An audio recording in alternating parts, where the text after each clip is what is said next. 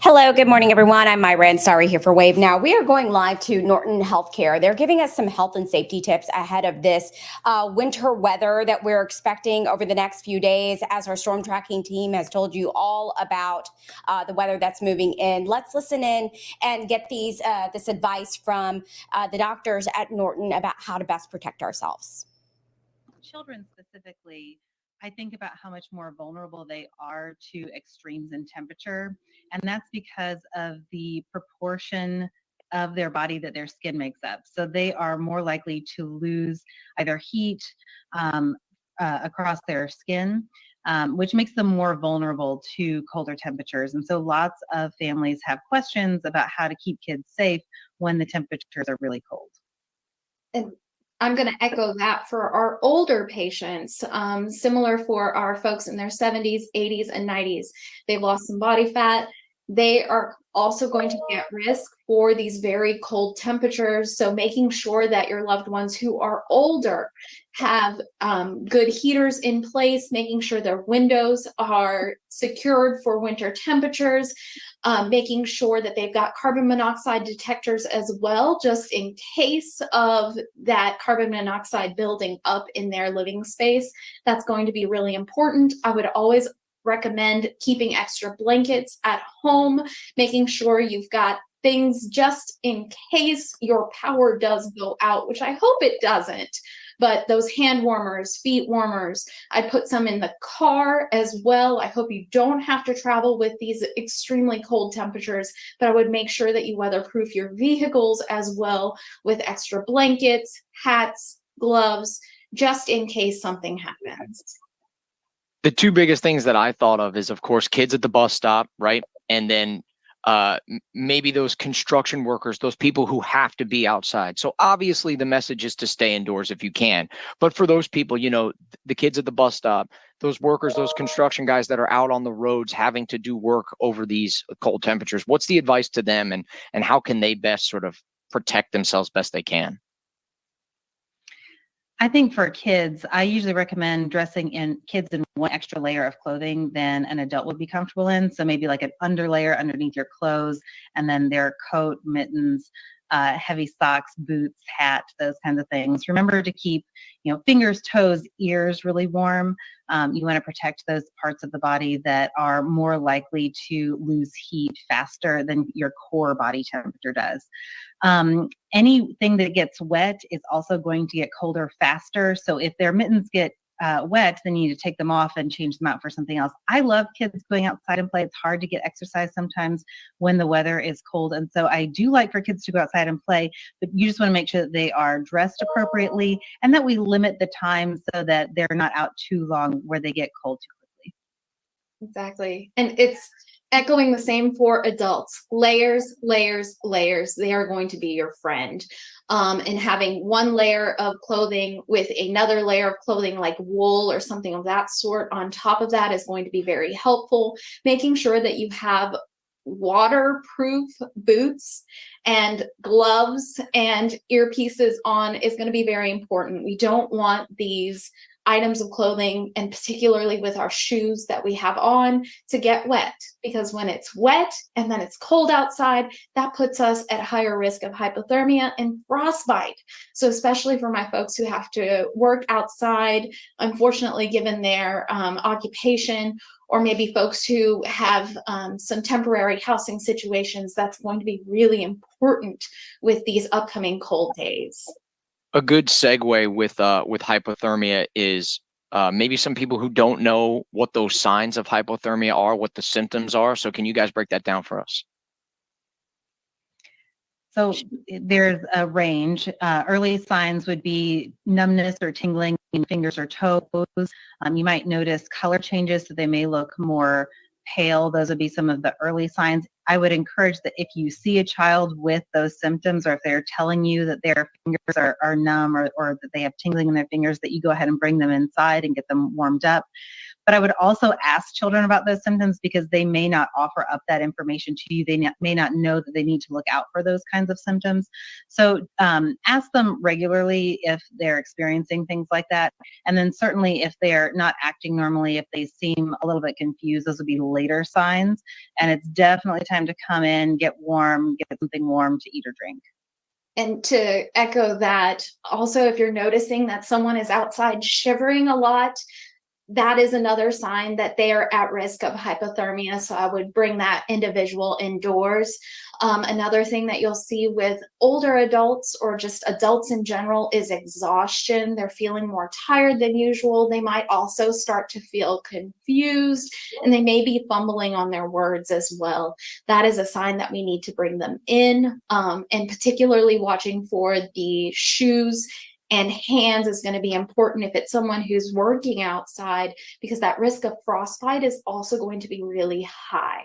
So if you notice that someone is having trouble with their fingers, hands, and their feet and toes, that may be another sign to bring them indoors, and to be very careful if they're bearing weight on their feet, because if they've already had frostbite set in, you want to keep them off that extremity as much as possible, because that could potentially worsen the frostbite.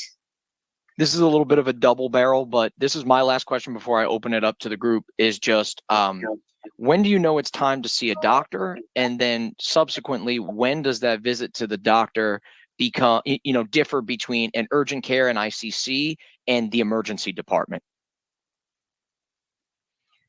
I think that if you are experiencing any of those later symptoms of hypothermia, then it's definitely time to seek emergent care. We're going into the weekend and a holiday weekend too, and so your doctor's office may not be open.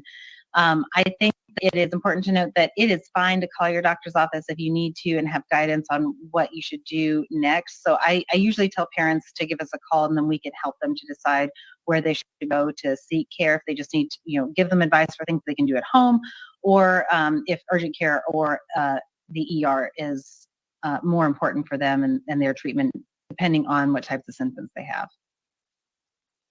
And as a reminder, your adult primary care offices are also open over the weekend, in the sense of we're available for phone calls and to help direct you in guiding you on what type of care you might need. If you do have an older adult in your household, or you're someone who has to work outside, I would make sure you have a thermometer at home.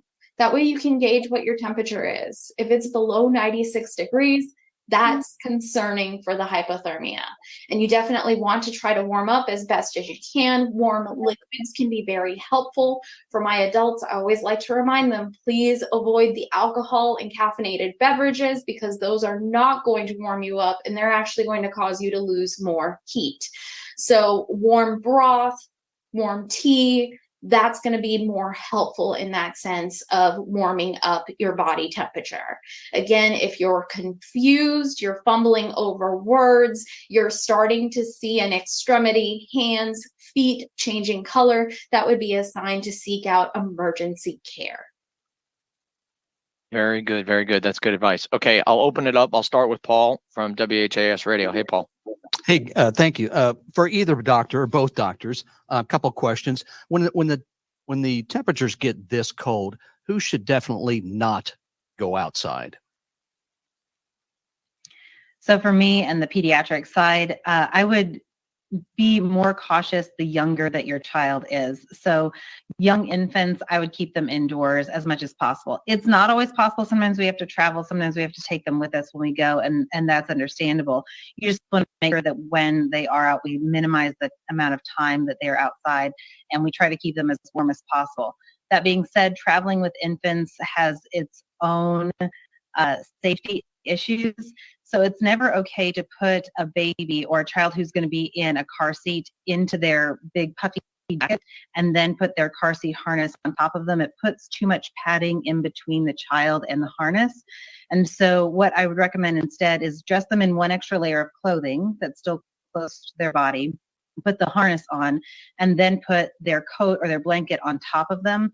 And then when you take them out of the car, you can try to get them out while you're still inside the car, and put their jacket on after you get them out of the car seat. But minimize their time outside as much as possible. Dr. Taylor, adults who should not go out in this weather? I'd be worried about my 80-year-olds and my 90-year-olds because same issue as the infants in some sense. They're not able to retain that body heat and warmth the way that we normally would. And so they would be a very high risk for hypothermia and that frostbite. And the other ones that would give me pause are my patients with lung disease, COPD, asthma. The cold can also mimic bronchospasm for a lot of patients. And that may also worsen their breathing and make it difficult to be outside. As well as my rheumatological patients. A lot of my patients with Raynaud's phenomenon, where the tips of your fingers go white in the cold, Monday and Tuesday are going to be really, really hard for those patients. So I would highly recommend that they stay indoors as well. Of course, if you are having other concerns with your diabetes, heart failure, or heart disease, I would also recommend staying indoors as best as you can if that's an option. And you spoke of carbon monoxide poisoning. Do you see an increase in those cases at your offices or in the emergency room? And what are the signs of carbon monoxide poisoning? And it's very similar to what we were talking about in terms of confusion. It can be that gas that is building up in our homes because of all the heaters that we have on and extra portable heaters that we might have at home, as well as any kerosene heaters, if anyone still has any of those at home. Those increase our risk of carbon monoxide poisoning. So having a functional carbon monoxide detector is really important in your space. And like I said, confusion would be the main thing that I see with adults. Thank you. Appreciate it. Anybody else have any questions for the two doctors? Okay. With that being, yes. Oh, go ahead, Jim. Yeah, one quick question. I think this is more specifically for Dr. Felton, but we've already seen a couple of children die this year because of respiratory illnesses. Is there any connection between the bitterly cold temperatures and an increase in those kinds of infections, or an increase in the severity of those kinds of infections? Cold air is a better environment for viruses to live in the air, so they may stay in the environment longer. And so in that sense, yes, the colder temperatures that are coming, I don't think it's going to make that in particularly worse, but we do have people who are staying indoors more, closer together more. And so there are vaccines available for the for influenza and for COVID for infants who are at least 6 months old. They have to be 6 months in order to get these vaccines. And they need multiple injections in order to obtain full immunity. I highly recommend those for anybody who is able to get them. There is also a monoclonal antibody that's available for infants who qualify, which could protect them against RSV. And then certainly if you have an infant, I would recommend that any older person who's going to be around them be vaccinated against these diseases if they're available. There is an RSV vaccine that's available for older adults. And definitely keep them away from anybody who is sick or experiencing symptoms or been exposed.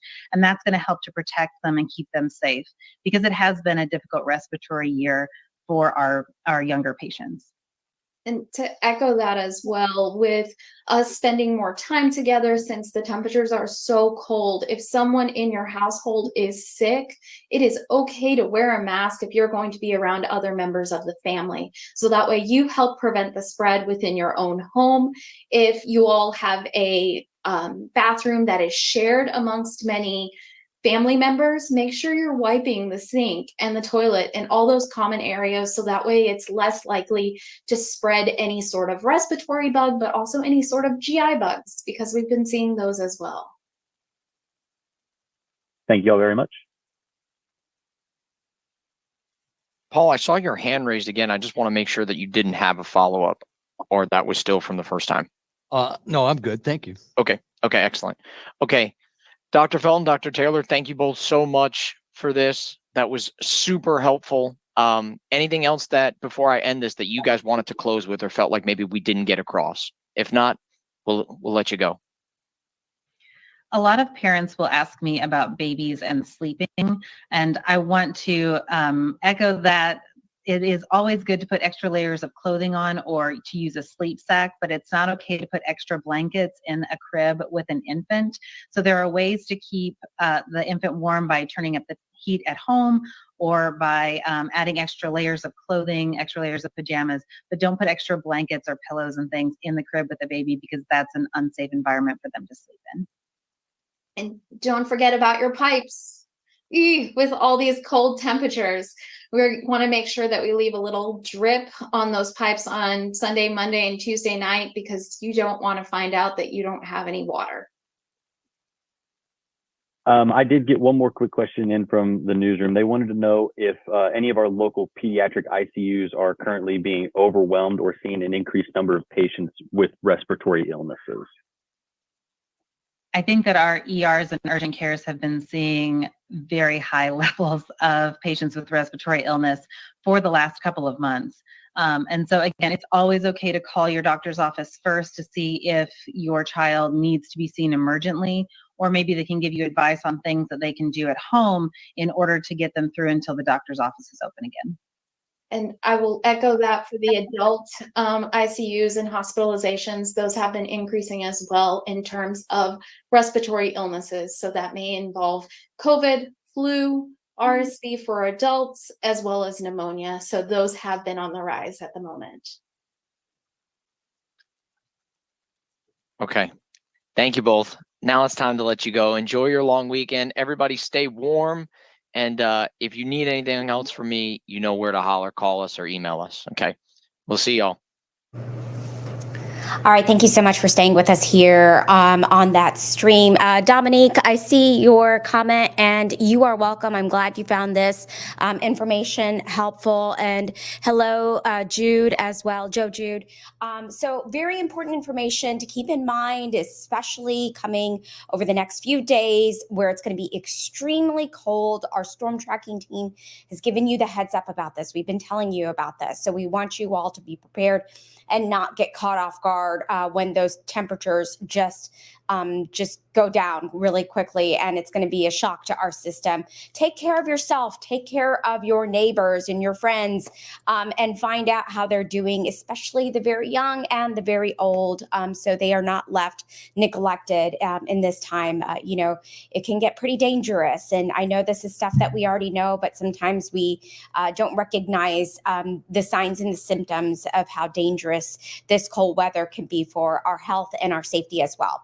So we're going to have much more throughout the day about the alert day forecast coming up, and stay with us and we will see you later. I'm Myra Ansari here for Wave Now. Have a great day.